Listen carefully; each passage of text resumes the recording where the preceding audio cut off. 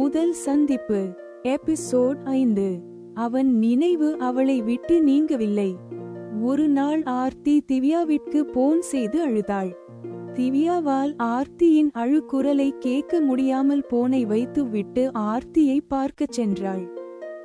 ஆர்த்தி திவ்யாவை பார்த்ததும் கட்டி அணைத்து கொண்டு அழுதாள். என்னால் அவனை மறக்க முடியவில்லை. அவனை பார்த்ததும் அவன்தான் எல்லாம் என தோன்றியது. ஒரு தடவையாவது அவனிடம் பேசணும், என் காதலை சொல்லணும். நீ சொன்னது மாதிரி அவன் மனதில் என்னை பற்றிய நினைவு இல்லை என்றால் என்னை நானே மாற்றிக்கொள்கிறேன். பிளீஸ், என்னால் முடியவில்லை, ஒரு தடவை மட்டும் என்று கதறி அழுதாள் ஆர்த்தி. திவ்யாவிற்கு ஆர்த்தியை பார்த்து கவலை எழுந்தது. என்ன செய்வது என்று தெரியாமல் ஆர்த்தியை சமாதானம் செய்ய முயற்சி செய்தாள். திவ்யாவிற்கு புரிந்தது, ஆர்த்தி அவன் மேல் எவ்வளவு காதல் வைத்து இருக்கிறாள் என்று. ஆர்த்தி அழுது கொண்டே இருப்பதை பார்த்தாள் திவ்யா. ஆர்த்தியை பார்த்து என்னை பாருடா என்றதும் ஆர்த்தி திவ்யாவை பார்த்தாள்.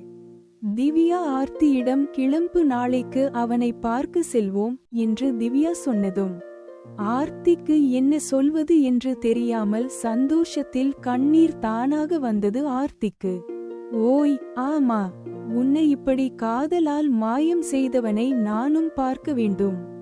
அதுனால என் செல்லக்குட்டி இப்போ சமத்தா போ, ரெஸ்ட் எடுங்க, நாம் இருவரும் நாளைக்கு போலாம் என்று சொல்லி அவள் நெற்றியில் முத்தமிட்டாள். திவ்யாவிற்கு தெரியும் ஆர்த்தியின் சமாதானம் அவன்தான் என்று. ஆர்த்தி சந்தோஷத்தை உணர்ந்தாள் திவ்யா.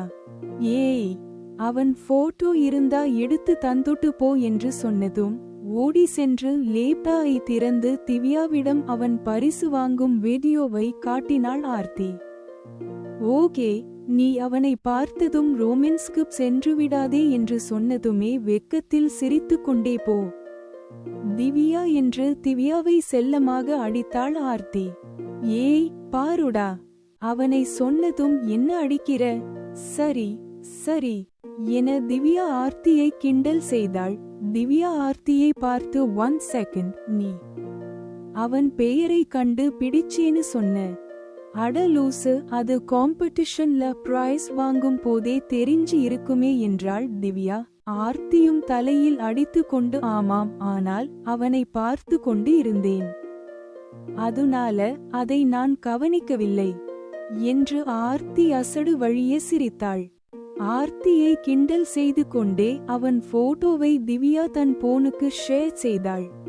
அதை பார்த்து ஆர்த்தி திவ்யாவிடம் என்ன செய்ய போகிறாய் சொல்லு என்று குழந்தை போல் கேட்டாள்.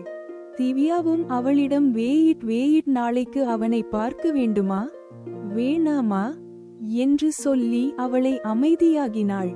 திவ்யா இரவு முழுவதும் உறங்காமல் நெட்டில் அவன் படிக்கும் கல்லூரியை தேடி அந்த கல்லூரி முகவரியை தேடி எடுத்தாள்.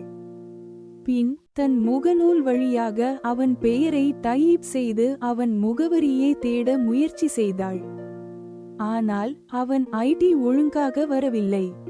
அவன் கல்லூரி முகவரியை வைத்து எப்படி அவனை தேடுவது என்று திவ்யாவிற்கு குழப்பம். அது மட்டும் இல்லை, அந்த கல்லூரியில் தினேஷ் என்ற பெயரில் நிறைய மாணவர்கள் இருப்பாங்க. என்ன செய்யலாம் என்று யோசித்தபடியே தூங்கினாள் திவ்யா. ஆர்த்தி திவ்யா சொன்னதை நினைத்து சந்தோஷமாக தூங்க போனாள். திவ்யா என்ன செய்ய போறாள் என தெரிந்து கொள்ள அவளுக்கு போனுக்கு கால் செய்தாள் ஆர்த்தி. திவ்யா போன் எடுக்கவில்லை என்றதும் திவ்யா தூங்கி இருப்பாள் என்று ஆர்த்தியும் தூங்க சென்றாள்.